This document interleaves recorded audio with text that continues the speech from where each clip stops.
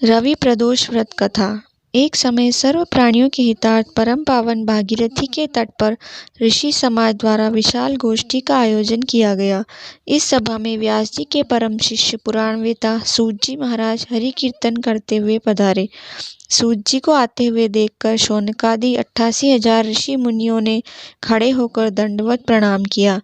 महाज्ञानी सूत जी ने भक्ति भाव से ऋषियों को हृदय से लगाया तथा आशीर्वाद दिया।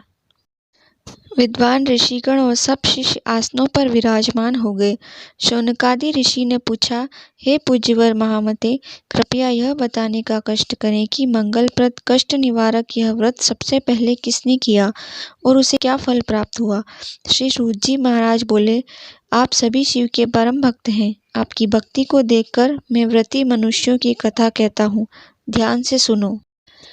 एक ग्राम में अति दीन ब्राह्मण निवास करता था। उसकी साध्वी स्त्री प्रदोष व्रत किया करती थी। उसे एक ही पुत्र रत्न था। एक समय की बात है, वह पुत्र गंगा स्नान करने के लिए गया।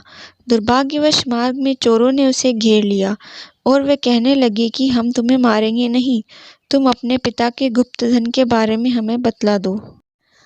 बालक दीन भाव से कहने लगा कि बंधुओं, हम अत्यंत दुखी दीन हैं, हमारे पास धन कहाँ।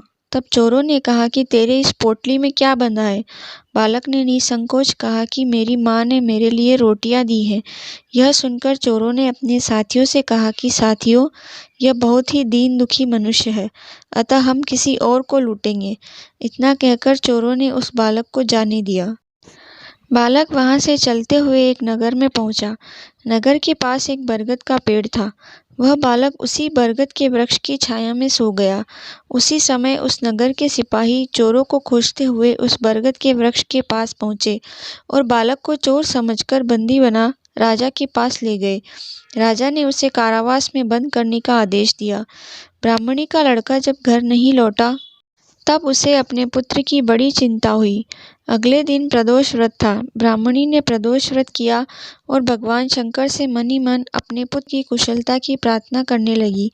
भगवान शंकर ने उस ब्राह्मणी की प्रार्थना स्वीकार कर ली।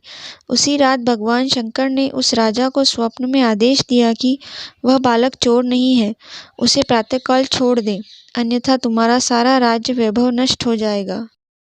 प्रातःकाल राजा ने शिवजी की आज्ञानुसार उस बालक को कारावास से मुक्त कर दिया। बालक ने अपनी सारी कहानी राजा को सुनाई। सारा वृत्तांत सुनकर राजा ने अपने सिपाहियों को उस बालक के घर भेजा और उसके माता पिता को राज दरबार में बुलाया। उसके माता पिता बहुत ही भयभीत थे। राजा ने उन्हें भयभीत देखकर कहा कि आप भयभीत ना हो, आपका बालक निर्दोष है। राजा ने ब्राह्मण को 5 गांव दान में दिए जिससे कि वे सुखपूर्वक अपना जीवन व्यतीत कर सके।